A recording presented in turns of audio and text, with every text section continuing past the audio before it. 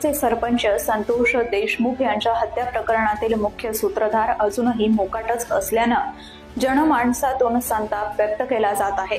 विशेष म्हणजे या हत्येत ज्यांचा सहभाग असल्याची नावं समोर येत आहेत ते धनंजय मुंडे यांचे समर्थक वाल्मिक कराड यांच्याशी संबंधित आहेत व स्वतः वाल्मिक कराडवरही 2 कोटींच्या खंडणीचा गुन्हा दाखल असल्यानं खून प्रकरणातही कराडचं नाव जोडलं जात आहे।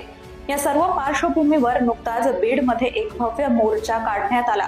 त्यात बीडमधील वाढत्या दहशतीला मंत्री धनंजय मुंडे हेच जबाबदार असल्याचा आक्रोश सर्वच पातळीवरून व्यक्त करण्यात आलाय।